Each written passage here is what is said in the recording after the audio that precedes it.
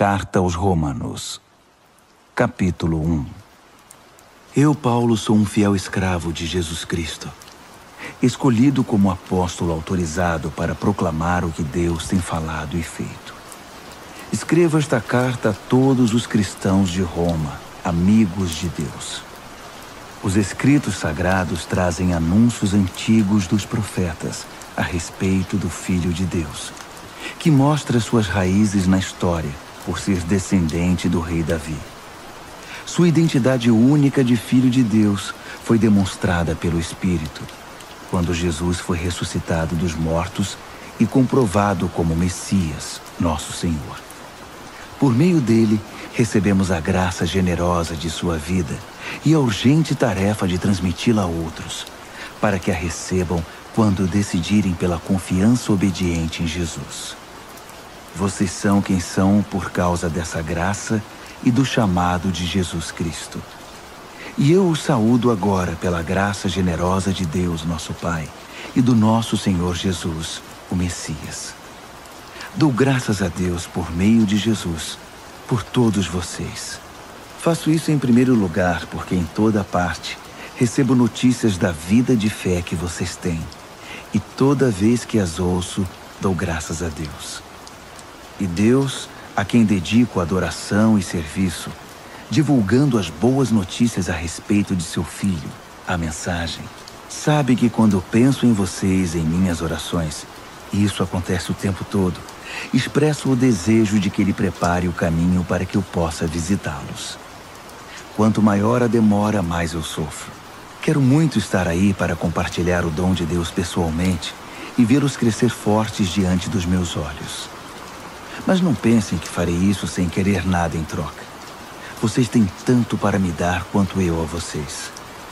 Por favor, amigos, não entendam mal minha dificuldade de visitá-los. Vocês não têm ideia de quantas vezes fiz planos de ir a Roma. Estou determinado a desfrutar pessoalmente a obra de Deus entre vocês, assim como em tantas outras cidades e comunidades não judaicas. Mas sempre alguma coisa atrapalha meus planos. De fato, todos, gente educada ou ignorante, sofisticada ou simples, mostram-me como dependo de todos e sou devedor a todos. Por isso não vejo a hora de encontrar vocês em Roma e pregar as maravilhosas notícias a respeito de Deus. São notícias que tenho orgulho de proclamar. Essa extraordinária mensagem que revela o magnífico plano de Deus de resgatar todos que confiam nele, começando pelos judeus, mas abrindo a porta para todos os outros povos. O modo de Deus tornar justo o ser humano se manifesta em atos de fé, confirmando o que as Escrituras dizem. Aquele que vive de modo justo diante de Deus, confiando nele, vive de verdade. Mas o furor divino é despertado pela falta de confiança do ser humano em Deus, pelos erros repetidos, pelas mentiras acumuladas e pela manipulação da verdade. Mas a verdade essencial sobre Deus é muito clara. Abram os olhos e poderão vê-la. Se analisarem com cuidado o que Deus criou, serão capazes de ver o que os olhos deles não enxergam. O poder eterno, por exemplo, e o mistério do ser divino. Portanto, ninguém tem desculpa. Vejam o que aconteceu. A humanidade conhecia Deus perfeitamente, mas deixou de tratá-lo como Deus, recusando-se a adorá-lo, e foi reduzida a um tão terrível estado de insensatez e confusão que a vida humana perdeu o sentido. Eles fingem saber tudo, mas são ignorantes sobre a vida. Trocaram a glória de Deus, que sustenta o mundo, por imagens baratas vendidas na feira. Então Deus se pronunciou. Se é isso que vocês querem, é o que terão. Não demorou muito para que fossem viver num chiqueiro, enlameados, sujos por dentro e por fora. Tudo porque trocaram o Deus verdadeiro por um Deus falso. E passaram a adorar o Deus que fizeram no lugar do Deus que os fez. O Deus a quem bendizemos e que nos abençoa. Loucura total. Então aconteceu o pior. Como se recusaram conhecer Deus, logo perderam a noção do que significa ser humano. Mulheres não sabiam mais ser mulheres. Homens não sabiam mais ser homens. Sexualmente confusos, abusaram um do outro e se degradaram. Mulheres com mulheres, homens com homens. Pura libertinagem, pois de modo algum isso pode ser amor. Mas eles pagaram caro por isso. E como pagaram? São vazios de Deus e do amor divino, perversos, infelizes e sem amor humano. Uma vez que eles não se importaram em reconhecer Deus, Deus desistiu deles e os deixou por conta própria. A vida deles agora é uma confusão só. Um mal que desce ladeira abaixo. Eles tomam à força o que é alheio. São ambiciosos e caluniadores. Cheios de inveja, violência, brigas e trapaças. Fizeram da vida um inferno. Olhem para eles. São maliciosos, venenosos, críticos ferozes de Deus, brigões, arrogantes, gente vazia e insuportável. Mestres em criar meios de destruir vidas e revoltados contra os pais. Não passam de seres tolos, asquerosos, cruéis e intransigentes. Até parece que eles não sabem o que fazem, mas têm plena consciência de que estão cuspindo no rosto de Deus. E não se importam. Pior ainda, premiam quem faz as piores coisas com eficiência. Romanos, capítulo 2. A humanidade caiu num abismo cada vez mais fundo. Mas se você pensa que está em nível mais elevado, de onde pode apontar o dedo para os outros, esqueça. Cada vez que você critica alguém, está se condenando. Você é tão errado quanto quem você critica. Criticar os outros é uma forma bem conhecida de ignorar os próprios crimes e erros. Mas Deus não é enganado tão facilmente. Ele vê através da cortina de fumaça e o responsabiliza pelo que você faz. Ou você acha que conseguiria distrair a atenção de Deus dos seus erros, apontando o dedo para os erros dos outros? Ou que por ser um Deus tão bondoso, ele o deixaria livre de obrigações? É melhor pensar direito desde o princípio. Deus é bom, mas não é bobo. Por sua bondade, ele nos toma pela mão e nos conduz a uma mudança radical de vida. Não há como escapar. Rejeitar Deus ou fugir dele é como jogar lenha na fogueira. Um dia o fogo intenso e alto, o julgamento justo e ardente de Deus, irá queimar tudo. Não se engane, porque no fim todos terão o que merecem. Vida de verdade para quem age do lado de Deus e fogo para quem insiste em viver como bem entende, pela lei do menor esforço. Se você age contra a sua natureza, irá se destruir. Não importa a sua origem, a sua criação ou a sua formação. Mas se você aceitar o jeito de Deus fazer as coisas, a recompensa será maravilhosa. Nesse caso, também não importa a origem ou a formação. Ser judeu não é garantia automática de aprovação. Deus não se orienta pelo que os outros dizem ou pelo que você pensa de você. Ele tem seus critérios. Se você peca sem saber, Deus leva isso em consideração. Mas se você peca de modo consciente, a história é outra. O mero ato de ouvir a lei de Deus é perda de tempo se você não faz o que ele manda. Praticar, não apenas ouvir, é que faz diferença para Deus. Se um pagão que desconhece a lei de Deus consegue segui-la mais ou menos por instinto, ele confirma a verdade dela pela obediência. Comprova assim que a lei de Deus não é um elemento estranho, imposto de fora para dentro, mas algo que faz parte da própria constituição humana. Existe algo no interior do ser humano que ecoa o sim e o não de Deus, o certo e o errado. A resposta deles ao sim e ao não de Deus será de conhecimento público no dia em que Deus tomar a decisão final a respeito de cada homem e mulher. A mensagem que proclamo por meio de Jesus Cristo leva em consideração todas essas diferenças. Se você foi educado como judeu, não pense que pode descansar em sua religião. orgulhoso de estar por dentro da revelação de Deus, de experimentar as melhores bênçãos de Deus, de estar atualizado com as doutrinas. Tenho um recado especial para você que está seguro disso, que conhece a palavra revelada de Deus e se sente em condições de levar a Deus outros que estão em labirintos escuros e emoções confusas. Você está guiando os outros, mas quem está guiando você? Falo sério. Enquanto você prega, não roube, você rouba? Afinal, quem iria suspeitar de você? A mesma coisa vale para o adultério e para a idolatria.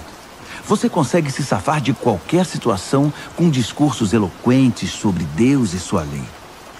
As Escrituras dizem, é por causa de vocês, judeus, que os pagãos são hostis a Deus. O texto denuncia um problema antigo que não irá se resolver.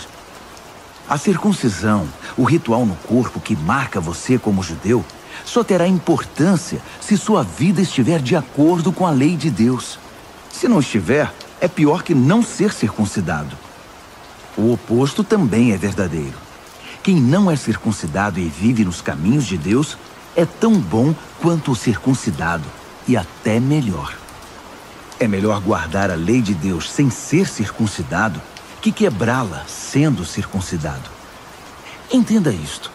Não é o corte feito por uma faca que o torna judeu. Você se torna judeu pelo que você é. A marca de Deus no coração. Não a da faca na pele é que faz de você um judeu. E a identificação vem de Deus, não de críticos legalistas. Romanos, capítulo 3. Mas se é assim, que diferença faz ser judeu ou não?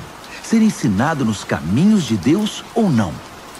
Na verdade, faz muita diferença, mas não como muitos pensam. Para começar, lembre-se de que os judeus foram incumbidos de escrever e transmitir a revelação de Deus, as Escrituras Sagradas. E como fica a situação dos judeus que abandonaram sua posição? Deus não os abandonou. Você pensa que sua falta de fé cancela a fidelidade de Deus? De jeito nenhum. Contem com isto. Deus mantém sua palavra, ainda que o mundo inteiro minta descaradamente. As Escrituras dizem o mesmo. Suas palavras permanecem fiéis e verdadeiras. A rejeição não intimidará Deus. Mas se nossa maneira errada de agir apenas realça e confirma o caráter fiel de Deus, não deveríamos ser elogiados por isso? Se nossas palavras nem sequer deixam marca em suas boas palavras, Deus não cometeria um erro em nos pôr contra a parede e nos condenar pelo que dissemos? É uma pergunta natural, mas a resposta é não. Um não bem enfático. Como as coisas seriam corrigidas se Deus não agisse para corrigi-las? É maldade afirmar: se minhas mentiras servem para mostrar a verdade de Deus de maneira mais gloriosa, como posso ser condenado? Estou fazendo um favor para Deus. Alguns, na verdade, tentam pôr essas palavras em nossa boca, alegando que saímos por aí anunciando: quanto mais mal fazemos, mais bem Deus faz. Então, continuemos assim. É pura calúnia. E estou certo de que vocês concordam conosco. Se é assim, aonde isso nos levará? Será que nós, judeus, estamos em situação melhor que os outros? Na verdade, não.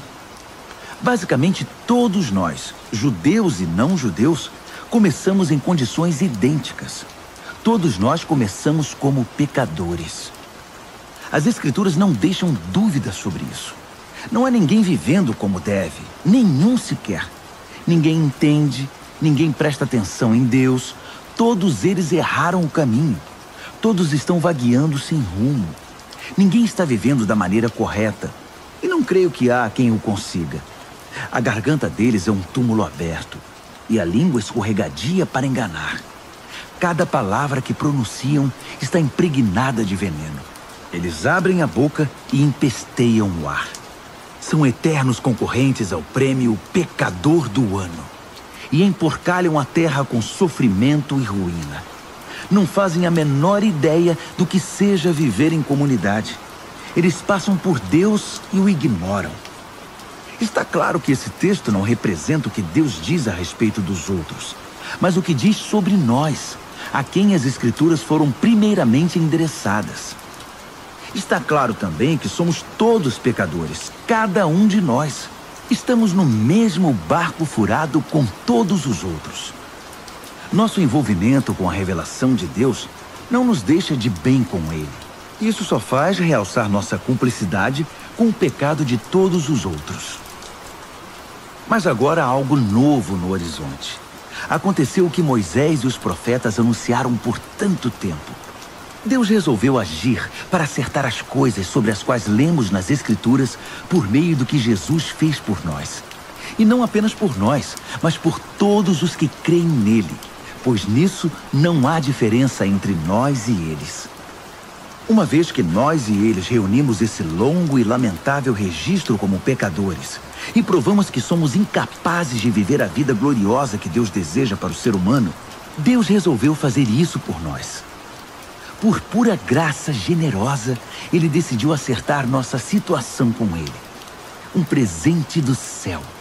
Ele nos retirou da confusão em que estávamos e nos restaurou para fazer de nós o que Ele sempre quis que fôssemos. E Ele o fez por meio de Jesus Cristo. Deus sacrificou Jesus no altar do mundo para purificar o mundo do pecado. A fé nele nos deixa limpos. Deus decidiu, sob o olhar de todos, deixar o mundo numa situação aceitável diante dele, por meio do sacrifício de Jesus, finalmente cuidando dos pecados que ele havia suportado com tanta paciência. Isso não só está claro, mas acontece agora. É história atual. Deus consertou a situação e também agora permite que vivamos em sua justiça. Portanto, como fica o orgulho judeu com seus supostos direitos? Anulado? Sim, anulado. O que aprendemos é o seguinte: Deus não reage ao que nós fazemos. Nós é que reagimos ao que Deus faz. Finalmente conseguimos entender. Nossa vida se acerta com Deus e com os demais quando o deixamos acertar a situação. Não quando tentamos fazer tudo sozinhos, com orgulho e ansiedade. E como fica a orgulhosa alegação judaica de termos o monopólio de Deus? Anulada também. Deus é o Deus do judeu e de quem não é judeu. Como poderia ser diferente se há apenas um Deus? Deus resolve a situação de todos que aceitam o que ele fez e disso participam. Tanto os que seguem nosso sistema religioso, quanto os que nunca ouviram falar da nossa religião. Mas ao mudar nosso foco do que nós fazemos para o que Deus faz, não anulamos a rigorosa guarda das regras e leis que Deus estabeleceu? De modo algum.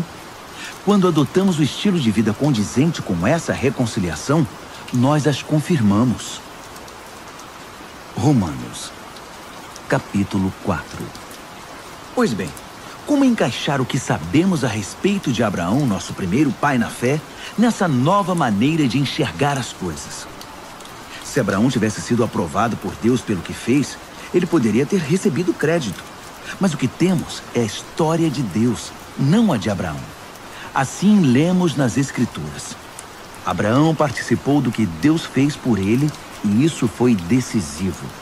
Ele acreditou que Deus podia torná-lo justo, em vez de apelar para a própria justiça. Se você dá duro e faz um bom trabalho, merece o pagamento. Ninguém pode dizer que seu pagamento é um presente. Mas se você percebe que a tarefa está muito além da sua capacidade, algo que só Deus pode fazer e confia que Ele o fará, volto a dizer, algo que você jamais conseguirá fazer, não importa como e quanto trabalhe. Essa confiança em Deus é o que o deixa numa situação aceitável diante dele, por causa de Deus. Pura graça. Davi confirma esse modo de ver as coisas ao afirmar que quem deixa Deus consertar a situação, sem insistir em querer fazer algo no processo, é um homem feliz. Feliz é aquele cujos crimes são perdoados, cujos registros dos pecados são apagados. Feliz é a pessoa contra quem o Senhor não tem nada a apresentar. Vocês pensam que essa bênção é dada apenas para aqueles que guardam nossas tradições religiosas e são circuncidados? Acham que a bênção pode ser dada a alguém que nunca ouviu falar das nossas tradições, que não foi criado em nossa forma de devoção para com Deus? Todos nós concordamos em que foi por aceitar o que Deus fez por Abraão que ele foi declarado justo diante de Deus, não é? Agora pensem, essa declaração foi feita antes ou depois que ele fosse marcado pelo rito pactual da circuncisão? Sabemos que foi antes. Isso significa que ele se submeteu à circuncisão como evidência e confirmação do que Deus havia feito muito antes de torná-lo plenamente aceitável. Um ato de Deus que ele aceitou de todo o coração. Isso ainda significa que Abraão é pai de todos os povos que aceitam o que Deus faz por eles, enquanto ainda estão na condição dos de fora em relação a Deus, não identificados como propriedade de Deus, isto é, como incircuncisos. Justamente, os que se encontram nessa condição é que são chamados justificados por Deus e com Deus.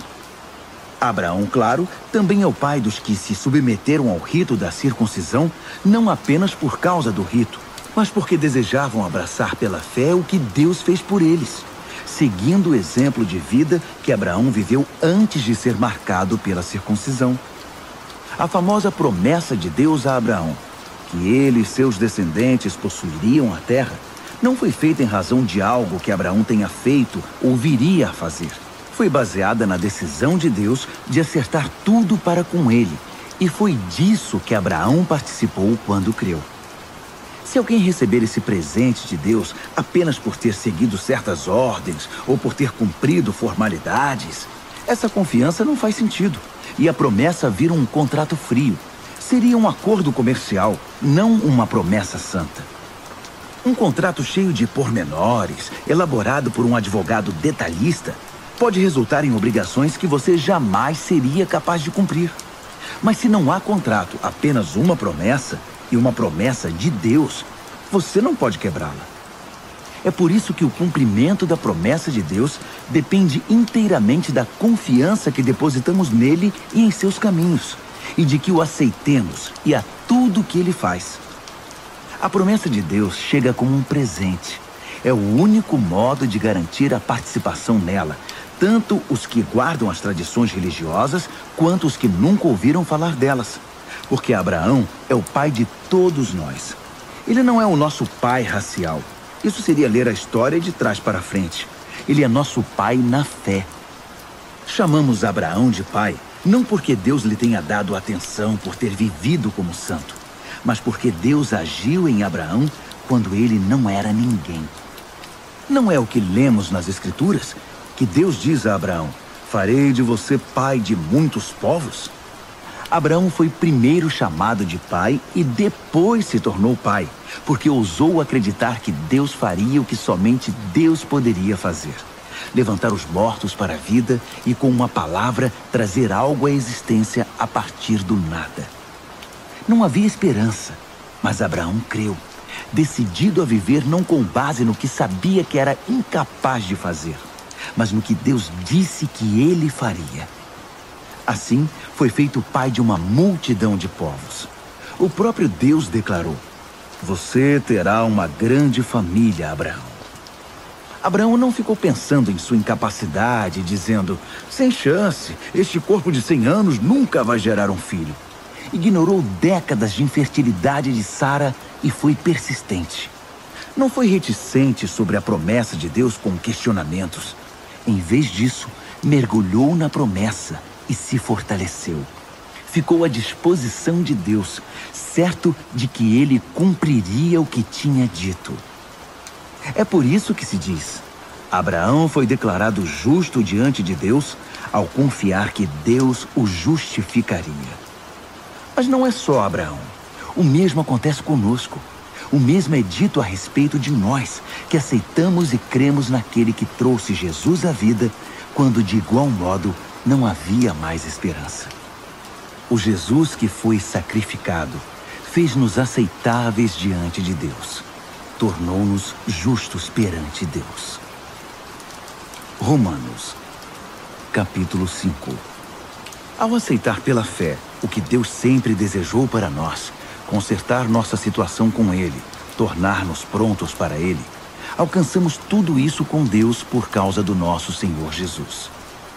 Mais ainda, abrimos-nos para Deus e descobrimos ao mesmo tempo que Ele já se abriu para nós e nos achamos no lugar que Ele queria que estivéssemos perante a graça e a glória de Deus na presença dEle, expressando o nosso louvor. Mas ainda há muito mais. Continuamos a expressar nosso louvor, mesmo que estejamos cheios de problemas, porque sabemos que os problemas podem desenvolver em nós paciência. E como a paciência, por sua vez, forja o aço temperado da virtude, mantendo-nos atentos quanto ao que Deus pretende fazer. Desse modo, passamos a ter esperança. Com essa expectativa, jamais nos sentiremos enganados. A verdade é que nem temos como reunir todas as vasilhas necessárias para encher com tudo que Deus generosamente derrama sobre nossa vida por meio do Espírito Santo. Cristo chegou na hora certa para tornar isso realidade. Ele não esperou que todos estivessem preparados. Apresentou-se disposto ao sacrifício quando ainda éramos fracos e rebeldes demais para fazer alguma coisa por nós mesmos. Mesmo que não fôssemos tão fracos, de qualquer maneira não saberíamos o que fazer. Podemos entender quando alguém morre por uma pessoa digna e como alguém bom e nobre poderia inspirar um sacrifício abnegado. Mas Deus demonstrou quanto nos ama ao oferecer seu Filho em sacrifício por nós, quando ainda éramos tão ingratos e maus para com Ele. Agora que nossa situação com Deus está resolvida, por meio dessa morte sacrificial, o perfeito sacrifício de sangue, não há mais razão para estar em oposição a Deus sobre qualquer assunto.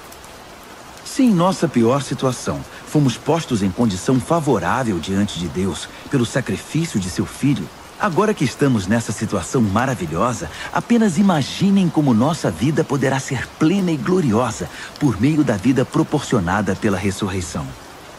Agora que já desfrutamos esta maravilhosa amizade com Deus, não nos contentaremos com meras declarações formais, mas cantaremos louvores a Deus por meio de Jesus, o Messias.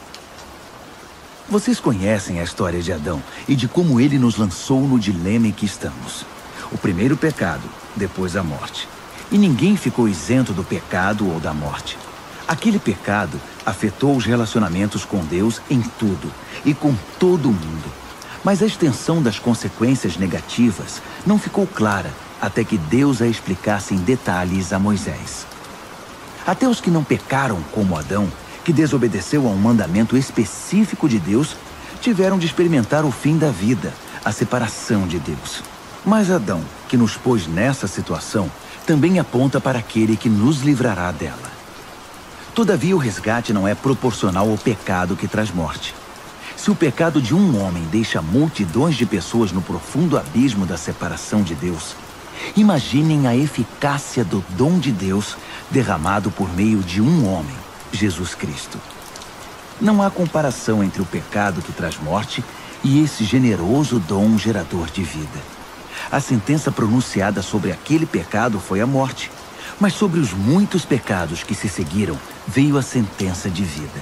Se a morte obteve supremacia pelo erro de um homem, imagine o que pode fazer a extraordinária recuperação de vida que agarramos com ambas as mãos.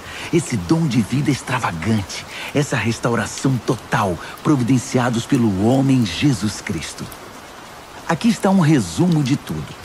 Assim como uma única pessoa errou e nos deixou todo esse problemão com o pecado e a morte, também uma única pessoa fez o que era certo e nos livrou de tudo isso. Mais que apenas nos livrar do problema, ele nos trouxe para a vida. Um homem disse não a Deus e afundou muita gente no erro. Outro homem disse sim a Deus e consertou tudo o que estava errado. Tudo que a lei contra o pecado conseguiu fazer foi produzir mais gente que desrespeitasse a lei. Mas o pecado não teve nem tem chance de competir contra o perdão poderoso que chamamos graça. Na disputa entre o pecado e a graça vence com facilidade. Tudo que o pecado pode fazer é nos ameaçar com a morte. Já a graça, uma vez que Deus está consertando as coisas por meio do Messias, nos convida à vida. uma vida que continua para sempre, que jamais terá fim. Romanos, capítulo 6. O que vamos fazer então? Continuar pecando para que Deus continue perdoando? É claro que não. Se já deixamos o país onde o pecado é soberano, como poderemos ainda viver na velha casa que tínhamos lá? Ou vocês não perceberam que abandonamos aquilo tudo para sempre? É o que acontece no batismo. Ao entrar na água, deixamos para trás o velho país do pecado. Quando saímos da água, entramos num novo país, o da graça, uma nova vida numa nova terra. É isso que o batismo nessa vida em Jesus significa. Quando somos mergulhados na água, é como o sepultamento de Jesus. Quando somos levantados da água, é como a ressurreição de Jesus. Erguemo-nos para um mundo cheio da luz do nosso Pai. E assim, podemos ver por onde estamos indo, no novo país da graça soberana. Mais claro que isso, impossível.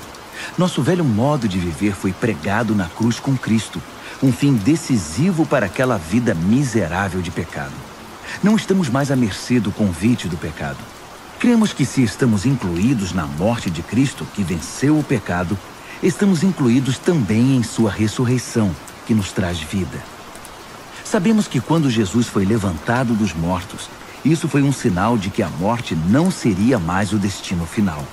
Nunca mais ela terá a última palavra.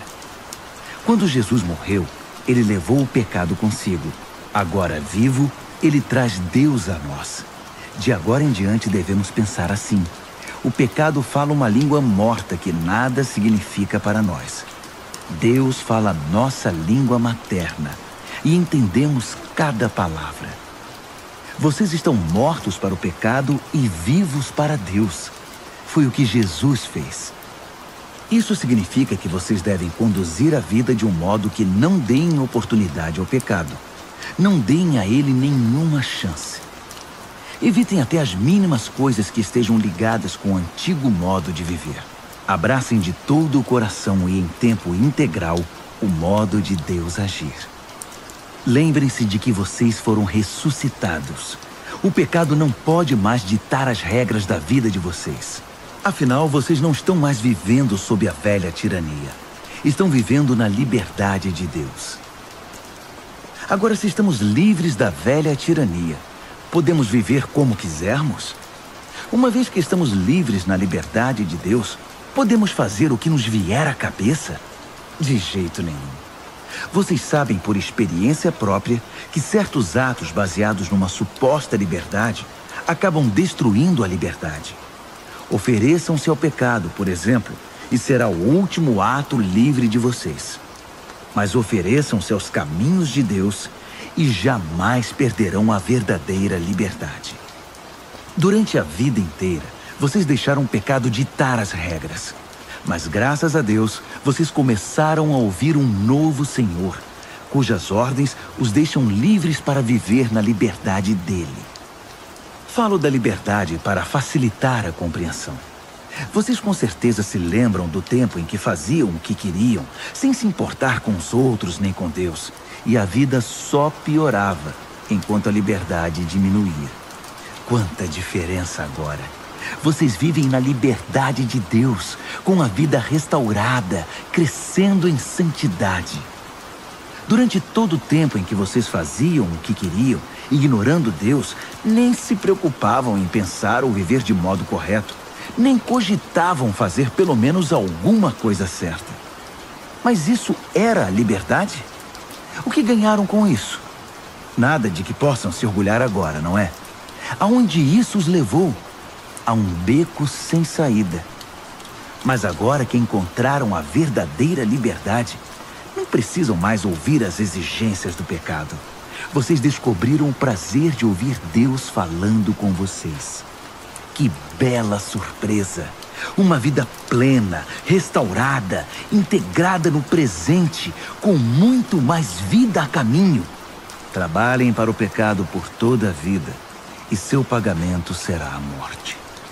Mas o dom de Deus é vida real, eterna, proporcionada por Jesus nosso Senhor. Romanos, capítulo 7.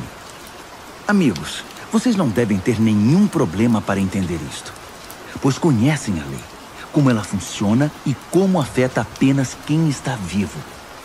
Por exemplo, uma mulher casada é legalmente unida ao marido enquanto ele vive. Mas se ele morrer, ela está livre. Se viver com outro homem enquanto o marido está vivo, sem dúvida ela será adúltera. Mas se ele morrer, ela está livre para se casar com outro homem, sem crise de consciência e sem que ninguém a desaprove. Portanto, meus amigos, isso é semelhante ao que aconteceu com vocês. Quando Cristo morreu, ele tomou sobre si todo aquele modo de vida dominado por regras e o deixou no túmulo. Vocês ficaram livres para se casar com a vida da ressurreição e gerar uma descendência de fé para Deus. Enquanto vivíamos aquele antigo modo de vida, fazendo o que bem entendíamos, o pecado produzia os frutos que o antigo código da lei gerou em nós, o que nos deixou ainda mais rebeldes. Por fim, tudo o que geramos foi morte. Mas agora que não estamos mais acorrentados ao casamento dominador do pecado, livres daqueles regulamentos opressivos, estamos livres para viver uma vida nova na liberdade de Deus. Alguém pode dizer, se o código da lei era tão mau assim, ele não era melhor que o pecado. Não é verdade. O código da lei tinha uma função legítima. Sem suas orientações claras sobre certo e errado, nada saberíamos sobre o comportamento moral. Sem um mandamento sucinto, não cobiçarás, eu teria considerado a cobiça uma virtude e arruinado minha vida. Vocês não se lembram de como eram as coisas? Eu me lembro perfeitamente. O código da lei começou muito bem, mas acontece que o pecado encontrou uma maneira de perverter o mandamento, transformando-o em tentação, fazendo dele um fruto proibido. O código da lei, em vez de ser usado para me guiar, serviu para me seduzir. Sem a complexidade do código da lei, o pecado parecia sem atrativos e sem vida, e eu seguia meu caminho sem dar muita atenção a ele. Mas depois que o pecado pôs as mãos no código da lei e se tornou chamativo, fui enganado e caí. O mesmo mandamento que deveria me guiar à vida foi maliciosamente usado para me enganar, levando-me a um desvio. Desse modo, o pecado estava vivo, eu morto. Mas o código da lei em si é bom. É sabedoria da parte de Deus. E cada mandamento é saudável e santo. Prosseguindo. Já posso ouvir a próxima pergunta de vocês. Quer dizer que não posso confiar no que é bom, isto é, na lei? O bem é tão perigoso quanto o mal? É claro que não. O pecado apenas fez aquilo que o tornou famoso. Usar o bem como cobertura para me induzir a fazer o que no final iria me destruir. Ao ocultar o bom mandamento de Deus, o pecado provocou consequências negativas que jamais conseguiria causar por si só. Posso antecipar a resposta também. Sei que todos os mandamentos de Deus são espirituais, mas eu não sou. Essa não é também a sua experiência? Sim, estou cheio de mim mesmo. Afinal, passei longo tempo na prisão do pecado. O que não entendo a meu respeito é que decido uma coisa e faço outra, sendo levado a fazer o que absolutamente desprezo. Então, se não consigo decidir o que é melhor para mim mesmo e fazê-lo, é óbvio que o mandamento de Deus é necessário. Entretanto, preciso de algo mais. Pois se conheço a lei e mesmo assim não posso guardá-la, e se o poder do pecado dentro de mim insiste em sabotar minhas melhores intenções, obviamente preciso de ajuda. Entendo que não posso cumpri-la. Posso desejar, mas não posso fazer. Decido fazer o bem, mas de fato não o faço. Decido não fazer o mal, mas acabo fazendo de um modo ou de outro. Minhas decisões não resultam em ações.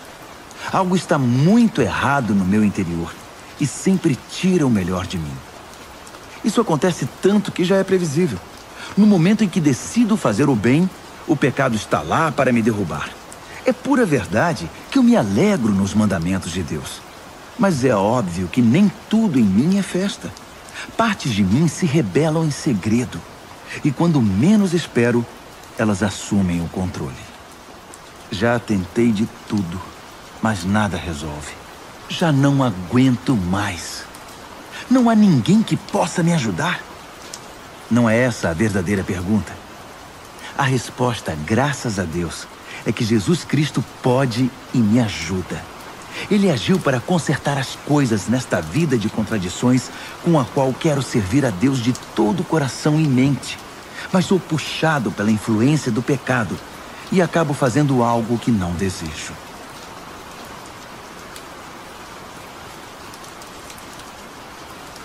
Romanos, capítulo 8. Com a chegada de Jesus, o Messias, o dilema fatal foi resolvido. Os que estão em Cristo não precisam mais viver numa nuvem escura e depressiva. Um novo poder está atuando. O Espírito da vida em Cristo, como um vento forte, limpou totalmente o ar, libertando vocês de uma tirania brutal nas mãos do pecado e da morte. Deus acertou em cheio quando enviou seu Filho. Não tratou do problema como algo distante e sem importância. Em seu Filho, Jesus assumiu pessoalmente a condição humana. Entrou na confusão da humanidade que vive em conflito para consertar as coisas de uma vez por todas. O código da lei, enfraquecido pela natureza humana fragmentada, jamais poderia ter feito isso. A lei acabou usada como paliativo para o pecado, nunca para a cura completa. E agora o que o código da lei pede, mas que não conseguiríamos cumprir por nós mesmos, é que em vez de redobrar nossos esforços, simplesmente aceitemos o que o Espírito está fazendo em nós. Os que pensam que podem fazê-lo por si mesmos terminam obcecados por medir sua força moral, mas sem resultados na vida real. Os que confiam na ação de Deus descobrem que o Espírito de Deus está neles, vivendo e respirando Deus. Ficar obcecado consigo mesmo nessa questão é entrar num beco sem saída. Quem olha para Deus é levado para um campo aberto, a uma vida livre, espaçosa. Direcionar o foco para si mesmo é o oposto de se concentrar em Deus. Qualquer pessoa absorvida em si mesma passa a ignorar Deus e acaba pensando mais nela que em Deus. Ignora quem Deus é e o que Ele está fazendo. E Deus não gosta de ser ignorado. Mas se o próprio Deus está em vocês, dificilmente irão pensar mais em vocês mesmos que nele. Quem não recebeu esse Deus invisível, mas plenamente presente, o Espírito de Cristo, não saberá do que estamos falando. Mas vocês que o receberam e o têm habitando em vocês, mesmo que ainda experimentem as limitações do pecado, experimentam a vida de acordo com Deus. Não há dúvida de que se o Deus vivo e presente, que ressuscitou Jesus dentre os mortos, atua na vida de vocês, Ele fará em vocês o mesmo que fez em Jesus. Ele os trará vivos para si. Quando Deus vive e respira em vocês, e Ele o faz, como fez em Jesus, vocês são libertos daquela vida morta. Com seu Espírito vivendo em vocês, o corpo de vocês será tão cheio de vida quanto de Cristo. Vocês não percebem que não devemos um centavo à velha vida, na qual a pessoa tem de fazer tudo por si. Não há nada nessa vida para nós, nada mesmo. O melhor a fazer é dar a ela um enterro definitivo e se engajar na nova vida. O Espírito de Deus nos chama. Há muito o que fazer e lugares para conhecer. A vida da ressurreição que vocês receberam de Deus não é vazia. Nela há uma constante expectativa de aventura que sempre pergunta para Deus: e agora, Pai, o que vamos fazer? Como as crianças fazem. O Espírito de Deus entra em contato com o nosso espírito e confirma a nossa identidade. Sabemos quem Ele é e sabemos quem somos, Pai e filhos. Sabemos também que vamos receber o que está por vir, uma herança inacreditável. Iremos passar pelo que Cristo passou. Se enfrentamos momentos difíceis com Ele, então é certo que com Ele passaremos momentos inesquecíveis. Não penso que seja possível fazer uma só comparação entre os tempos difíceis de hoje e os bons tempos que virão. O mundo criado quase não se contém esperando pelo que vem a seguir. Tudo na criação sofre restrições. Deus a controla até que todas as criaturas estejam prontas e possam ser libertadas para os tempos gloriosos que virão. Enquanto isso, a alegria aumenta com a expectativa. Tudo ao nosso redor observa uma criação grávida. Os tempos difíceis de dor neste mundo são apenas dores de parto. Mas isso não é apenas ao nosso redor. É também dentro de nós. O Espírito de Deus está nos impulsionando por dentro. Nós também sentimos as dores de parto. Nosso corpo estéril e sem vida deseja a libertação plena. É por isso que esperar não nos diminui, assim como a espera não diminui a gestante. Na verdade, é uma espera que nos faz sentir grandiosos. Naturalmente não vemos o que nos causa isso. Mas quanto mais esperamos, mais nos sentimos assim. E mais alegre se torna a nossa expectativa. Se em algum momento nos cansamos de esperar, o Espírito de Deus está ao nosso lado, nos dando aquela força. Se não sabemos como orar, não importa. Ele ora em nós e por nós, utilizando nossos suspiros sem palavras, nossos gemidos de dor. Ele nos conhece melhor que nós mesmos. Conhece nossa condição de gravidez e nos mantém na presença de Deus. Assim, podemos ter certeza de que cada detalhe em nossa vida de amor a Deus é transformado em algo muito bom. Deus sempre soube o que estava fazendo. Ele decidiu desde o princípio moldar a vida daqueles que o amam pelos mesmos padrões da vida do Filho. Pois o Filho é o primeiro da fila, na humanidade que ele restaurou. Nele, vemos a vida humana em sua forma original. Depois de decidir como seus filhos deveriam ser, Deus continuou convidando as pessoas, chamando-as pelo nome. Em seguida, ele as firmou numa sólida base, nele mesmo. Após ter feito tudo isso, ele permanece com essas pessoas até o fim, concluindo gloriosamente o que havia iniciado. Então, o que acham? Deus está ao nosso lado, assumiu nossa condição e se expôs ao pior quando enviou o próprio Filho. Haveria alguma coisa que ele não faria por nós de modo espontâneo e feliz? Quem ousaria implicar com os escolhidos de Deus, arrumando briga com ele? Quem ousaria ao menos apontar um dedo? Aquele que morreu por nós e por nós foi ressuscitado para a vida, está na presença de Deus nesse exato momento, intercedendo por nós. Acham que alguém será capaz de levantar uma barreira entre nós e o amor de Cristo por nós? Não há como. Nem problemas, nem tempos difíceis, nem ódio, nem fome, nem desamparo, nem ameaças de poderosos, nem punhaladas nas costas, nem mesmo os piores pecados listados nas Escrituras. Eles nos matam a sangue frio, porque odeiam a ti. Somos vítimas fáceis. Eles nos pegam um a um. Nada disso nos intimida, porque Jesus nos ama. Estou convencido de que nada, vivo ou morto, angelical ou demoníaco, atual ou futuro, alto ou baixo, pensável ou impensável, absolutamente nada pode se intrometer entre nós e o amor de Deus, quando vemos o modo com que Jesus, nosso Senhor, nos acolheu. Romanos, capítulo 9. Ao mesmo tempo, vocês precisam saber que todo o tempo carrego comigo uma imensa tristeza, uma dor profunda dentro de mim, e nunca me livro dela.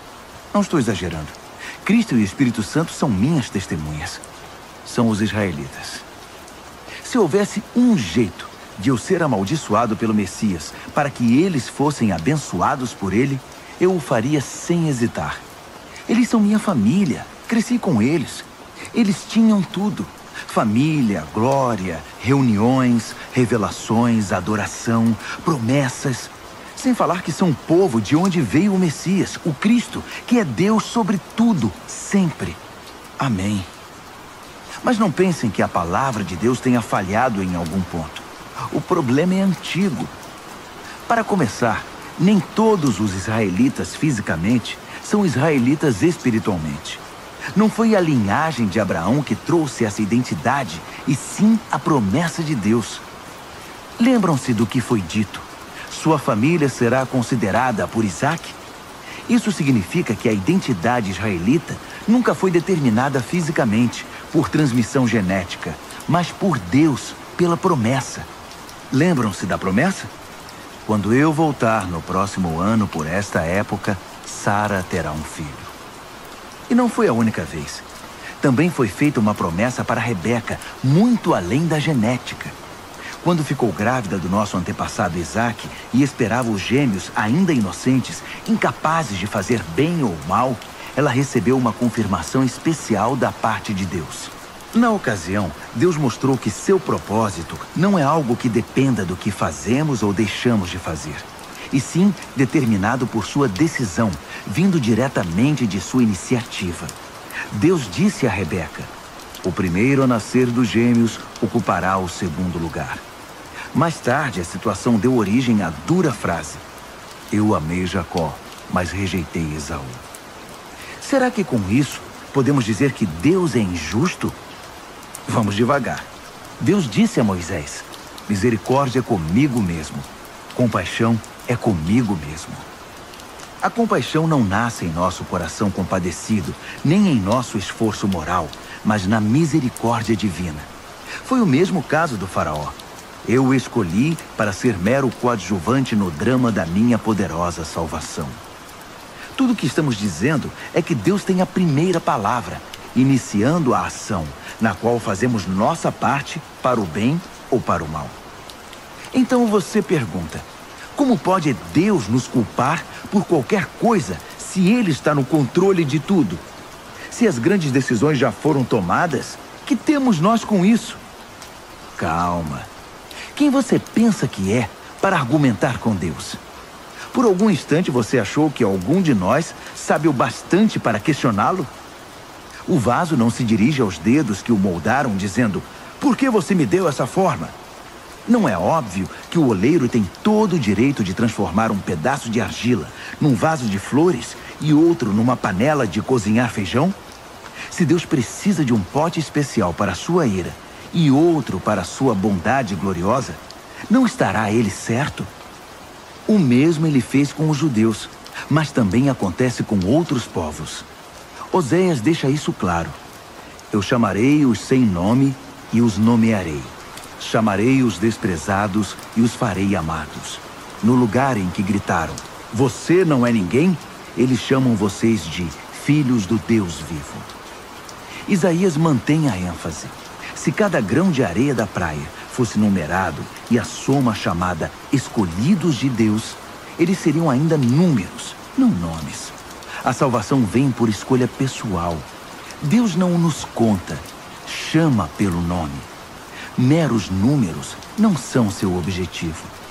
Isaías enxergou esta realidade. Se nosso poderoso Deus não nos tivesse dado um legado de filhos vivos, acabaríamos como cidades fantasma, como Sodoma e Gomorra. Como resumir tudo isso? Todos os que não pareciam interessados no que Deus estava fazendo, na verdade, abraçaram o que Deus fazia quando ele endireitou a vida deles. E Israel, que parecia tão interessado em ler e falar sobre o que Deus estava fazendo, distanciou-se de Deus. Como puderam se distanciar? Porque em vez de confiar em Deus, eles assumiram o controle. Estavam envolvidos no que eles mesmos faziam. Tão envolvidos nos seus projetos de Deus, que não perceberam Deus à sua frente, como uma pedra no meio da estrada. Então tropeçaram nele e continuaram caindo. E Isaías, de novo, junta tudo isso numa metáfora. Cuidado, pus uma pedra enorme no caminho para o Monte Sião. Uma pedra que você não pode contornar. Mas eu sou a pedra. Se você me procura, me encontrará a caminho, não obstruindo o caminho. Romanos, capítulo 10. Acreditem em mim, amigos. Para Israel desejo o melhor. Salvação, nada menos que isso. É o que desejo de todo o coração e em todo tempo oro a Deus por isso. Sei que os judeus são muito dedicados a Deus, mas estão fazendo tudo ao contrário. Não parecem entender que esse acerto da condição humana, que é a salvação, é obra de Deus, e muito bem sucedida. Eles montam suas lojas de salvação ao longo da rua e apregoam sua mercadoria. Após todos esses anos de recusa em se relacionar com Deus, nos termos dele, insistindo em fazer tudo à sua maneira, eles nada conseguiram como resultado. A revelação anterior tinha a intenção de nos deixar preparados para o Messias. Apenas isso. Ele então iria consertar a situação dos que crescem nele. Moisés escreveu que quem insiste em usar o código da lei para viver de maneira correta diante de Deus, logo descobre que não é tão fácil. Cada detalhe da vida é minuciosamente regulamentado. Mas confiar em Deus para moldar a vida correta em nós é uma história diferente. Não se trata de uma escalada perigosa até os céus ou de uma perigosa descida ao abismo para trazer de lá o Messias. Então, o que exatamente Moisés estava dizendo? A palavra que salva está bem aqui, tão próxima quanto a língua da boca, tão próxima quanto o coração do peito. É a palavra da fé, que aceita que Deus trabalhe e acerte as coisas para nós. Essa é a essência da nossa pregação. Diga a Deus as palavras de boas-vindas. Jesus é meu Senhor. Receba de corpo e alma a obra de Deus, seu agir em nós, como no ato de ressuscitar Jesus. É isso. Você não está fazendo nada. Está simplesmente pedindo ajuda a Deus e confiando nele para que ele o faça. Salvação é isso.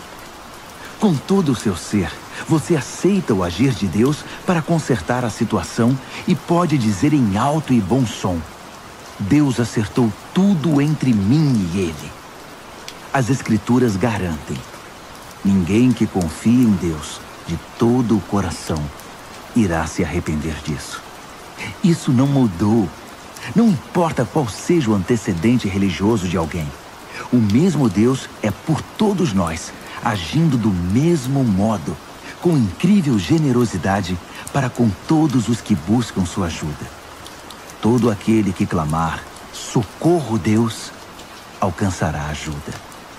Mas como o povo pedirá ajuda se não sabe em quem confiar? E como saberão em quem confiar se nunca ouviram falar do único que é digno de confiança? E como poderão ouvir se ninguém contar a vocês? E como alguém contará a vocês, a não ser que alguém o envie? É por isso que as Escrituras exclamam: uma visão de tirar o fôlego, uma imensa multidão anunciando a todos as coisas maravilhosas de Deus. Mas nem todos estão preparados para ver, ouvir e agir.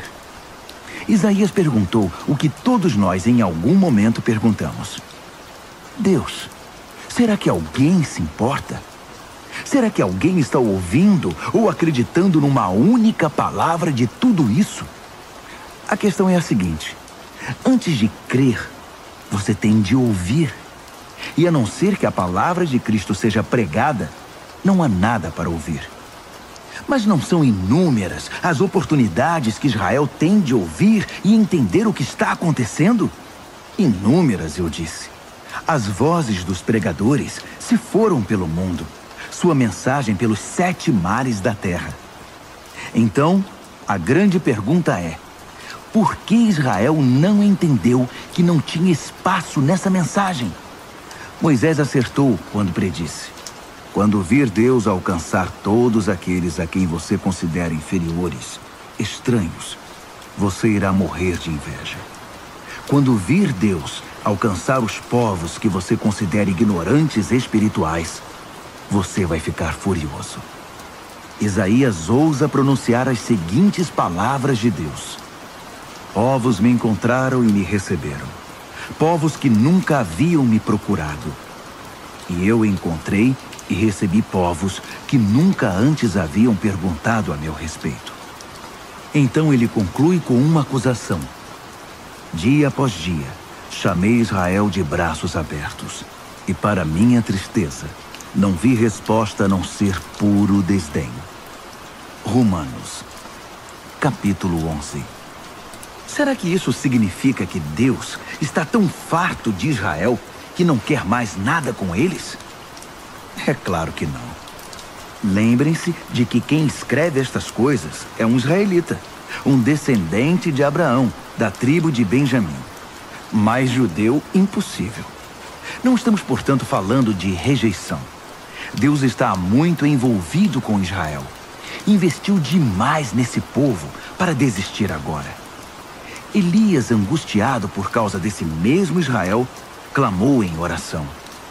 Deus, eles mataram teus profetas, destruíram teus altares.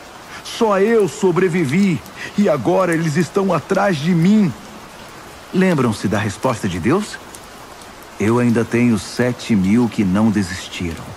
7.000 que são leais até o fim. É a mesma coisa hoje. Ainda há uma minoria fiel e atuante. Talvez não muitos. Provavelmente mais do que vocês pensam. Eles estão firmes. Não por causa do que pensam que ganharão com isso, mas porque estão convencidos da graça e do propósito de Deus em chamá-los. Se estivessem pensando apenas nos próprios interesses, já teriam largado tudo há muito tempo. O que aconteceu então? Bem, quando Israel tentou se acertar com Deus por esforço próprio, perseguindo os próprios interesses, não obteve sucesso. Os escolhidos de Deus foram os que deixaram Deus buscá-los pelo interesse que tem por eles. Como resultado, receberam o selo de aprovação. O Israel interesseiro tornou-se insensível a Deus. Moisés e Isaías comentaram a respeito. Farto de suas reclamações e do seu egoísmo, Deus obscureceu sua visão e entorpeceu seus ouvidos. Trancou-os numa sala de espelhos, e eles estão lá até hoje. Davi estava preocupado com a mesma coisa. Tomara que adoeçam ao comer a comida preparada por eles mesmos. Que quebrem a perna andando em seus caminhos egoístas. Tomara que fiquem cegos ao contemplar seus espelhos. Que tenham úlceras ao brincar de Deus. A próxima questão é: os judeus foram derrotados? Excluídos para sempre? A resposta é um enfático não. Ironicamente, eles deixaram a porta aberta quando saíram, e os de fora entraram. O resto, vocês sabem. Os judeus começaram a pensar que talvez tivessem perdido uma coisa boa. Mas se a saída deles impulsionou essa migração mundial de não-judeus para o reino de Deus, imaginem o efeito da volta deles. Que lindo retorno será. Mas não quero continuar falando deles. São vocês, os de fora, que me preocupam. Minha tarefa pessoal se concentra nos chamados de fora. Por isso me esforço ao máximo quando estou entre meus parentes israelitas, os chamados de casa, esperando que eles percebam o que estão perdendo e queiram se envolver com o que Deus está fazendo. Se a queda deles iniciou essa migração em escala mundial, sua recuperação produzirá algo ainda maior. Uma volta em massa para casa. Se a primeira coisa que os judeus fizeram, ainda que prejudicial para eles, resultou no bem de vocês, pensem no que acontecerá quando eles acertarem o passo. Tudo isso provém de uma raiz santa, plantada e cuidada por Deus. Se a raiz principal da árvore é santa, há espaço para frutos santos. Alguns ramos foram podados, e vocês, ramos de oliveira selvagem, foram enxertados. Mas o fato de vocês serem alimentados pela raiz santa e rica em nutrientes não os autoriza a tripudiar sobre os ramos podados. Lembrem-se de que vocês não estão alimentando a raiz. Ela é que está alimentando vocês. Assim é possível dizer: outros ramos foram podados para que eu pudesse ser enxertado. Muito bem, mas eles foram podados porque eram dispensáveis, não mais ligados pela fé e pelo compromisso com a raiz. A única razão pela qual vocês estão na árvore é porque o enxerto de vocês pegou quando creram e porque vocês estão ligados à raiz que nutre a fé. Por isso, não fiquem vaidosos. Sejam humildes e prontos em relação à raiz que os mantém verdes e vivos. Agora, se Deus não pensou 2 vezes para podar os ramos naturais, por que hesitaria em cortar vocês? Ele o faria sem vacilar. Fiquem atentos ao amor bondoso e à terrível severidade que coexistem em Deus. Misericórdia 0 para os ramos mortos. Bondade total para os enxertados. Mas não considerem só a bondade. No momento em que virar ramo morto, vocês serão cortados. E não se sintam superiores aos ramos podados que caíram ao chão. Se eles saírem do estado de morte, poderão muito bem ser enxertados outra vez. Deus pode fazer isso. Ele é capaz de enxertos milagrosos.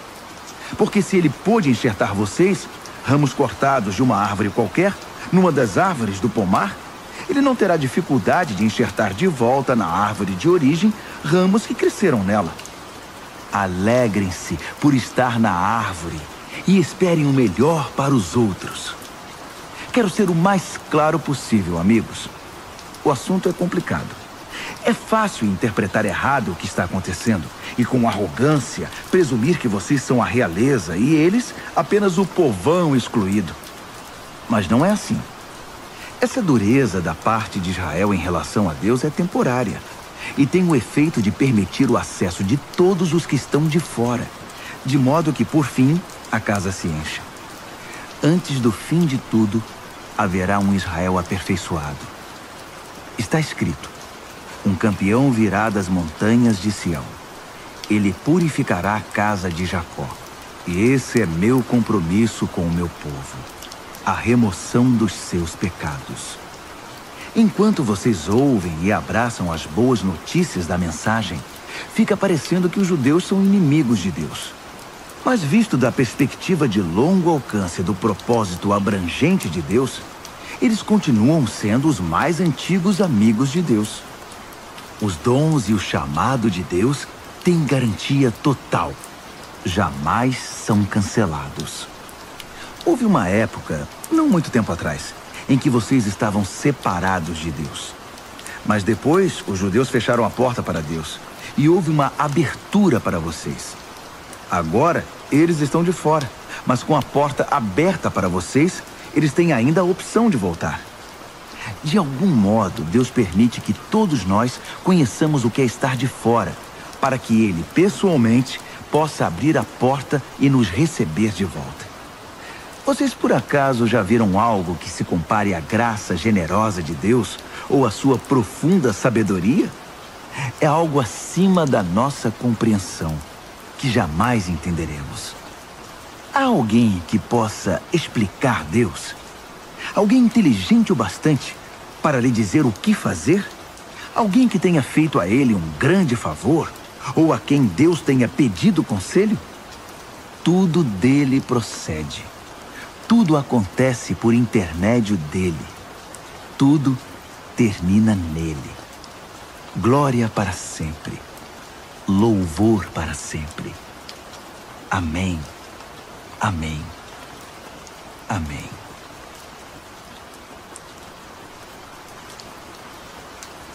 Romanos, capítulo 12. Portanto, com a ajuda de Deus, quero que vocês façam o seguinte: entreguem a vida cotidiana, dormir, comer, trabalhar, passear, a Deus, como se fosse uma oferta. Receber o que Deus fez por vocês é o melhor que podem fazer por Ele. Não se ajustem demais à sua cultura, a ponto de não poderem pensar mais. Em vez disso, concentrem a atenção em Deus. Vocês serão mudados de dentro para fora. Descubram o que Ele quer de vocês e tratem de atendê-lo. Diferentemente da cultura dominante, que sempre os arrasta para baixo ao nível da imaturidade, Deus extrai o melhor de vocês e desenvolve em vocês uma verdadeira maturidade. Ao escrever para vocês, sinto profunda gratidão por tudo que Deus me deu. especialmente pela responsabilidade que tenho por vocês. Vivendo assim, como cada um de vocês em pura graça, é importante que não tenham um conceito errado de vocês mesmos, achando que têm alguma bondade para apresentar a Deus. Não, é Deus quem concede tudo a vocês. O único modo de nos entendermos é pelo que Deus é e pelo que Ele faz por nós, não pelo que somos e fazemos por Ele. Assim, somos como as várias partes do corpo humano. Cada parte tem seu significado no corpo, visto como um todo, mas não o contrário.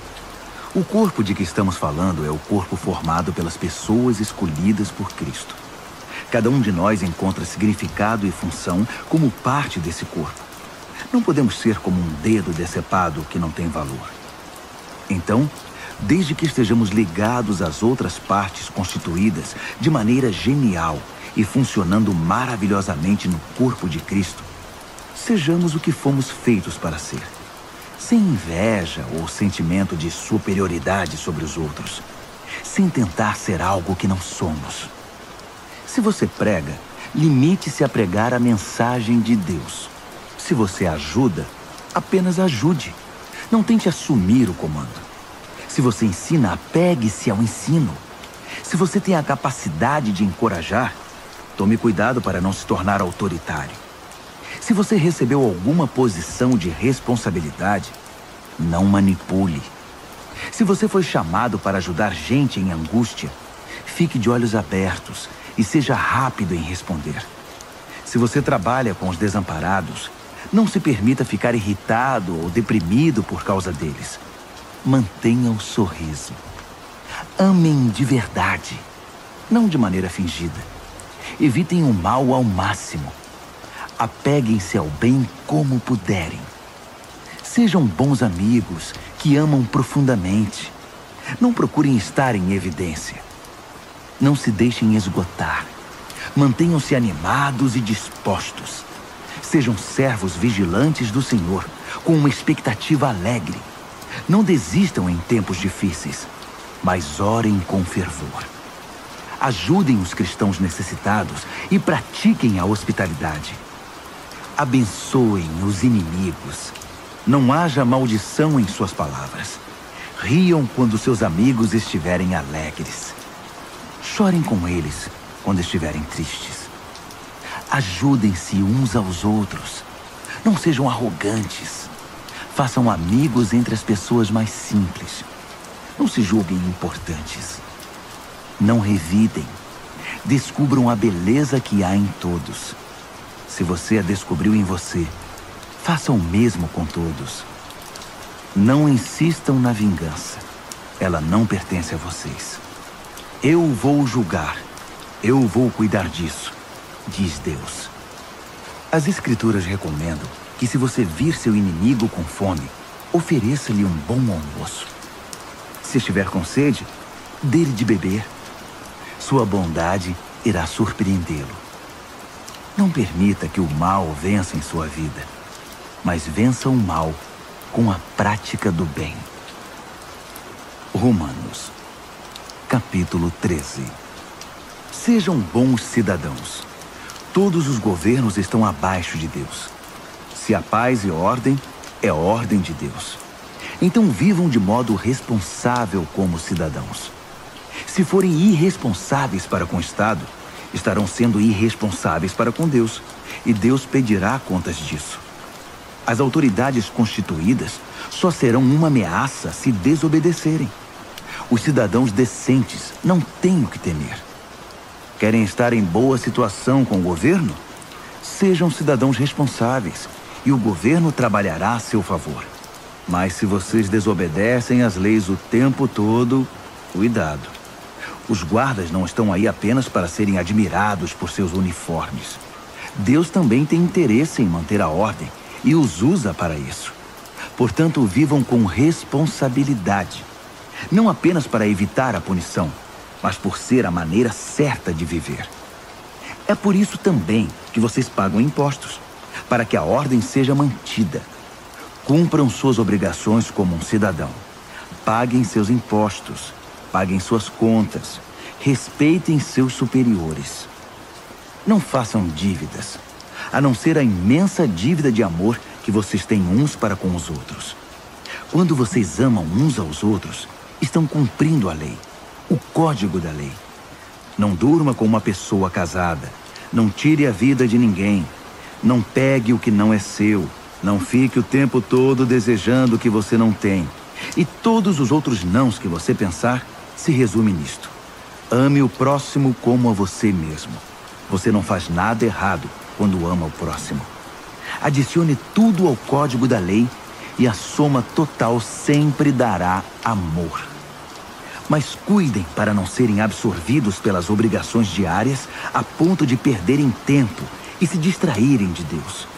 A noite está quase acabando. O dia vai raiar. Estejam atentos ao que Deus está fazendo. Ele está dando os últimos retoques na obra de salvação que começou quando cremos. Não podemos desperdiçar as preciosas horas do dia em futilidades, preguiça, distração, brigas e disputas. Saiam da cama e vistam-se. Não desperdicem o tempo, nem se demorem esperando até o último minuto. Revistam-se de Cristo e estejam preparados. Romanos, capítulo 14. Recebam de braços abertos os irmãos que não veem as coisas como vocês. Não os atropelem toda vez que eles fizerem ou falarem algo com o qual vocês não concordam. Mesmo quando parecer que eles são fortes nas opiniões, mas fracos na fé. Tratem-nos com gentileza.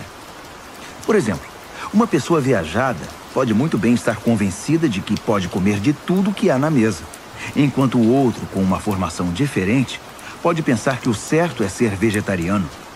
Mas como ambos são convidados à mesa de Cristo, não seria desagradável se um começasse a criticar o que o outro comeu ou deixou de comer? Afinal, Deus convidou ambos para a sua mesa. O que você vai fazer? Cortá-los da lista de convidados? Ou interferir nesse amor de Deus que a todos recebe? Se há correções a serem feitas ou lições a serem aprendidas, Deus pode lidar com elas sem sua ajuda. Digamos que alguém pense que determinados dias devem ser considerados sagrados, enquanto o outro pensa que todos os dias são iguais. Há boas razões para cada opinião. A verdade é que cada um é livre para seguir as convicções da consciência. O que importa em tudo isso é que se você guarda um dia sagrado, guarde-o por causa de Deus. Se você come carne, coma-a para a glória de Deus e agradeça a Ele pela picanha. Se você é vegetariano, coma vegetais para a glória de Deus e agradeça-lhe pelos brócolis. Nenhum de nós tem permissão para legislar nesses assuntos. É a Deus que vamos prestar contas, de tudo e em tudo, na vida e na morte, a ninguém mais. Foi por isto que Jesus viveu e morreu e depois viveu outra vez, para se tornar nosso Senhor sobre tudo, da vida à morte, e nos libertar das pequenas tiranias de cada um. Além do mais, o que você vai ganhar ao criticar um irmão? E quando você é tolerante com uma irmã? Preciso dizer que isso faz você parecer um tolo ou algo pior. Afinal, um dia todos nós iremos nos ajoelhar para sermos julgados na presença de Deus. Sua crítica ou sua tolerância não vão melhorar sua situação nem um pouco. Leiam vocês mesmos o que as Escrituras dizem. Tão certo como eu vivo e respiro, Deus diz, todo joelho se dobrará na minha presença. Toda língua dirá a pura verdade, que eu, e somente eu, sou Deus. Portanto, parem de se preocuparem indevidamente com os outros. Você já tem bastante com que se preocupar, cuidando da própria vida diante de Deus. Deixem de lado a atitude de querer decidir o que é certo para o outro. Preocupem-se em não se intrometer na vida dos outros, tornando a vida mais difícil do que já é. Estou convencido, Jesus me convenceu, de que tudo é santo em si mesmo. Nós, pelas nossas atitudes ou palavras, é que podemos contaminar as coisas. Se vocês confundem os outros, fazendo do que as pessoas comem um campo de batalha, já perderam aquela amizade, aquele amor. Lembrem-se de que foi por essas pessoas que Cristo morreu. Vocês vão arriscar mandá-las para o inferno por causa de uma dieta? Não ousem fazer que a comida abençoada por Deus se torne um meio de envenenar a alma. O reino de Deus não tem a ver com o que vai para o estômago. Entendam isso. Tem a ver com o que Deus faz com sua vida quando Ele a conserta e completa sua obra com alegria. Nossa tarefa é servir a Cristo com sinceridade. Façam isso e irão matar 2 coelhos com uma única cajadada. Agradar a Deus mais que a vocês e mostrar seu valor para todo mundo. Assim, estaremos empregando nosso esforço na boa convivência fraterna. Ajudem-se mutuamente com palavras de ânimo. Não ponham seu irmão lá embaixo, apontando os defeitos dele. Não permitam que uma discussão a respeito do que é ou não é servido num jantar destrua a obra de Deus entre vocês. Já disse e repito, toda comida é boa, mas pode se tornar má se vocês a usarem mal, fazendo que os outros tropecem e caiam. Quando vocês se sentarem para comer, a preocupação principal não deve ser alimentar-se, mas compartilhar a vida de Jesus. Portanto, sejam sensíveis e educados com os outros que estão à mesa.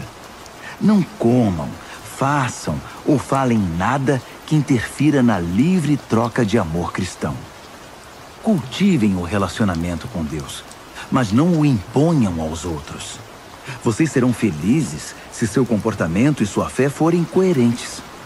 Mas se não estão seguros, se percebem que estão agindo de modo incoerente com o que creem, às vezes tentando impor sua opinião ou apenas agradar, vocês estão errados. Se seu modo de viver não condiz com o que vocês creem, então está errado. Romanos, capítulo 15. Aqueles de nós que forem mais fortes e capazes na fé têm o dever de ajudar os que são vacilantes. Não devem fazer apenas o que for conveniente. Se temos força é para servir, não para ganhar prestígio. Cada um de nós precisa se preocupar com o bem-estar alheio, sempre perguntando: como posso ajudar? Foi o que Jesus fez. Ele não facilitou as coisas para si mesmo, evitando os problemas alheios, mas sempre estava disposto a ajudar. Assuma os problemas dos problemáticos. Assim as Escrituras apresentam a questão.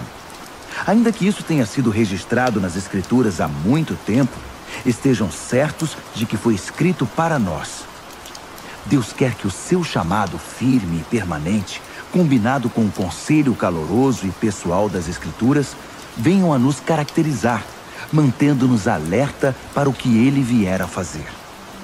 Que o nosso Deus fiel, imutável, pessoal e caloroso desenvolva a maturidade em vocês, de modo que possam estar um ao lado do outro, assim como Jesus se põe ao lado de cada um de nós. Então seremos um coral. Não apenas nossa voz, mas nossa vida cantará um hino maravilhoso, em perfeita harmonia ao Deus e Pai do nosso Senhor Jesus Cristo. Portanto, estendam a mão e acolham uns aos outros para a glória de Deus. Jesus fez. Agora é a vez de vocês. Sendo fiel aos propósitos de Deus, Jesus estendeu a mão aos judeus de maneira especial, de modo que as velhas promessas feitas aos antepassados se tornassem verdadeiras para eles. Como resultado, os não-judeus foram alcançados pela misericórdia e agora podem demonstrar gratidão a Deus. Pensem em todos os textos das Escrituras que se cumprem no que fazemos. Por exemplo, então vou reunir os que são de fora no cântico de um hino. Vou cantar ao seu nome. E esta: vocês, os de fora e os de dentro, alegrem-se juntos. E outra vez: povos de todas as nações, celebrem a Deus. Todas as cores e raças, deem louvor sincero. E a palavra de Isaías: eis a raiz do nosso antepassado Jessé, progredindo na terra e tornando-se uma grande árvore. alta o bastante para que todos em toda parte a vejam e tenham esperança. Que o Deus da esperança viva encha vocês de alegria e paz, para que a vida de vocês se encha da energia vivificante do Espírito Santo e transborde de esperança. Pessoalmente, estou bastante satisfeito com o que vocês são e com o que estão fazendo. Parecem bem orientados e bastante motivados, capazes de guiar e orientar uns aos outros. Então, queridos amigos, não tomem minha linguagem ousada e dura como crítica. Não estou criticando, apenas destacando quanto preciso da ajuda de vocês para levar adiante esta tarefa específica que Deus me deu, esta obra evangélica e sacerdotal de servir às necessidades espirituais dos não-judeus, para que eles possam ser apresentados como oferta aceitável a Deus e se tornem íntegros e santos pelo Espírito Santo de Deus. Olhando para o que já foi feito e o que tenho observado, devo dizer que estou muito satisfeito. No contexto de Jesus, eu diria até orgulhoso, mas apenas nesse contexto. Não tenho interesse em dar a vocês um relato pormenorizado das minhas aventuras. Apenas as palavras e os atos de Cristo no presente, poderosos e transformadores para mim, que desencadearam uma resposta de fé entre os de fora.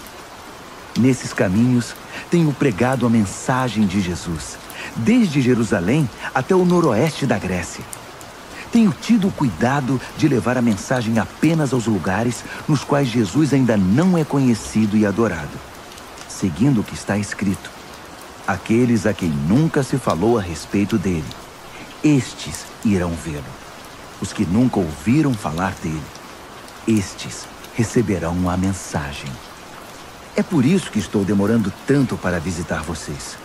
Mas agora que não há mais trabalho pioneiro a ser feito nessas regiões, e como há muitos anos desejo ir vê-los, estou finalmente planejando minha visita. Vou para a Espanha, e então espero passar por aí e desfrutar a companhia de vocês até que, em tempo oportuno, me enviem com a bênção de Deus. Mas primeiro vou a Jerusalém entregar a oferta de auxílio aos seguidores de Jesus que vivem ali. Os gregos, em todo o caminho dos macedônios no norte até os da Acaia no sul, decidiram fazer uma coleta para os cristãos pobres de Jerusalém. Fizeram isso com prazer, mas também era obrigação deles. Percebendo que usufruíam os dons espirituais que generosamente vinham da comunidade de Jerusalém, era o dever deles aliviar aquela pobreza. Tão logo eu entregue pessoalmente a cesta de frutos, parto para a Espanha, fazendo uma parada em Roma para ver vocês. Minha esperança é que essa minha visita se torne uma grande bênção de Cristo. Queridos amigos, tenho um pedido. Orem por mim. Orem fervorosamente comigo e por mim. A Deus o Pai, pelo poder do nosso Senhor Jesus e pelo amor do Espírito, para que eu seja liberto da cova dos leões dos descrentes na Judéia.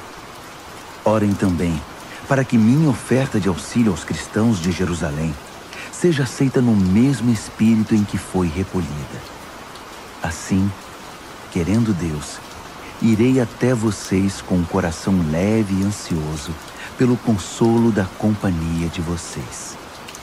O Deus da paz seja com todos vocês. Amém.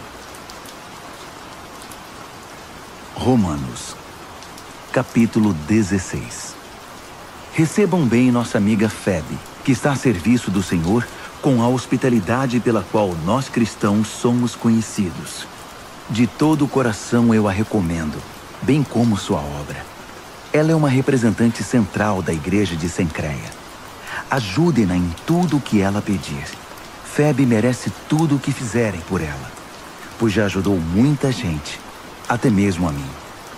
Saúdem Priscila e Áquila, que têm trabalhado lado a lado comigo servindo Jesus. Eles arriscaram a vida por minha causa, e não sou o único que é agradecido a eles. Todos os grupos de cristãos não-judeus também devem muito a esse casal, para não falar da igreja que se reúne na casa deles. Saúdem meu querido amigo Epêneto. Ele foi o primeiro seguidor de Jesus na província da Ásia. Saudações a Maria, como ela tem trabalhado por vocês. Saudações aos meus primos Andrônico e Júnias. Houve uma vez que compartilhamos uma cela de prisão. Eles já seguiam Cristo antes de eu me converter. Ambos são líderes destacados. Saudações a Amplíato, meu bom amigo na família de Deus. Saudações ao Urbano, nosso companheiro na obra de Cristo, e ao meu bom amigo Estaques. Saudações a Apeles, um verdadeiro e aprovado veterano no caminho de Cristo. Saudações à família de Aristóbulo. Saudações ao meu primo Herodião. Saudações a Trifena e Trifosa, mulheres prontas em servir o Senhor. Saudações a Pérside, amiga querida que tanto tem trabalhado em Cristo. Saudações a Rufo, um escolhido do Senhor, e a sua mãe. Ela tem sido também uma querida mãe para mim. Saudações a Asíncreto, Flegonte, Hermes, Pátrobas, Hermas e também às famílias deles. Saudações a Filólogo, Júlia, Nereu e sua irmã, e Olimpas, e a todos os seguidores de Jesus que vivem com eles. Abraços santos para todos. Todas as igrejas de Cristo enviam suas saudações mais calorosas. Amigos, um conselho final. Estejam atentos com relação aos que extraem algo do ensinamento que vocês aprenderam e depois o usam para criar confusão. Evitem essas pessoas. Elas não têm intenção de viver para o Senhor. Estão aqui pelo que podem obter e falam de modo piedoso para enganar os ingênuos. E como nunca houve dúvida acerca da honestidade de vocês quanto a essas questões, eu não poderia estar mais orgulhoso de vocês. Quero também que sejam prudentes, afeiçoados ao bem e distantes do mal. Não se deixem enganar pelas conversas suaves e ao mesmo tempo malignas. Fiquem atentos. Antes que percebam, o Deus da paz irá derrubar e pisotear Satanás no chão. Desfrutem o melhor de Jesus. Por fim, lá vão outras saudações. Timóteo, meu companheiro na obra, Lúcio e meus primos Jasão e Sosípatro enviam saudações. Eu, Tércio, que escrevi esta carta ditada por Paulo, envio minhas saudações pessoais. Gaio, que é meu hospedeiro e de toda a igreja, manda lembranças a vocês. Erasto, o tesoureiro da cidade e nosso bom amigo Quarto, enviam saudações. Todo o nosso louvor é dedicado ao único que é poderoso o bastante para torná-los fortes. Exatamente como na pregação a respeito de Jesus Cristo, como revelado no mistério que se manteve por tanto tempo, mas que agora se tornou um livro aberto por meio das escrituras proféticas. Todas as nações do mundo podem agora conhecer a verdade e ser conduzidas à fé obediente, cumprindo as ordens de Deus, que fez tudo, do início até a última letra. Todo o nosso louvor é dirigido, por meio de Jesus, a esse Deus incomparavelmente sábio. Amém.